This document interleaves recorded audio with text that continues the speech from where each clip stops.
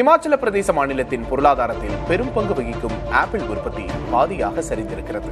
இதுகுறித்து விரிவான செய்தியை பார்க்கலாம்.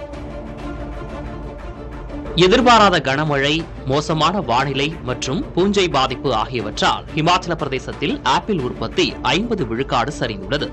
பனிப்பொழிவு கணிசமாக குறைந்துள்ளதால் ஆப்பிள் மரங்களுக்கு தேவையான குளிர்ச்சி நேரங்கள் கிடைக்காமல் மகசூல் குறைந்துள்ளது. மறுபுறம் நியூசிலாந்து உள்ளிட்ட சில நாடுகளுடனான இந்தியாவில் தடையற்ற வர்த்தக ஒப்பந்தத்தால் வெளிநாட்டு ஆப்பிள்களின் இறக்குமதி வரி 50 விழுக்காட்டிலிருந்து 25 விழுக்காடாக குறைக்கப்பட்டுள்ளது. இது உள்நாட்டு ஆப்பிள்களின் விற்பனையை கடுமையாக பாதித்துள்ளது. இந்நிலையில் ஆல்டர்னேரியா போன்ற பூஞ்சை நோய் பரவுவதால் பழங்களின் தரம் மற்றும் அளவு 50 விழுக்காடு வரை குறைந்து வருகிறது. ஆப்பிள் வணிகம் இமாச்சல பிரதேச மாநில பொருளாதாரத்தின் முதுகெலும்பாக திகழ்கிறது. மாநில அரசுக்கு ஆண்டுக்கு 4500 கோடி ரூபாய் வருமானம் ஈட்டி தருகிறது. 2.5 லட்சம் பேர் ஆப்பிள் உற்பத்தியில் ஈடுபட்டுள்ளனர். ஆப்பிள் உற்பத்தி சரிவு மற்றும் பூஞ்சை நோய் பாதிப்பால் 25 கிலோ ஆப்பிள்களை கொண்ட ஒரு பெட்டியின் விலை 2500 ரூபாயிலிருந்து 1200 ரூபாயாக குறைந்துள்ளது.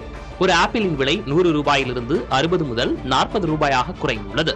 அடுத்த மாதம் அறிவிக்கப்பட உள்ள மத்திய பட்ஜெட்டில் வெளிநாட்டு ஆப்பிள்களுக்கு கூடுதல் வரி விதிக்கப்பட வேண்டும், உள்நாட்டு ஆப்பிள்களுக்கு குறைந்தபட்ச ஆதார விலை நிர்ணயிக்கப்பட வேண்டும், பூச்சிக்கொல்லிகள் வாங்குவதற்கு மானியம் அளிக்கப்பட வேண்டும் என்று ஆப்பிள் விவசாயிகள் கோரிக்கை விடுத்துள்ளனர்.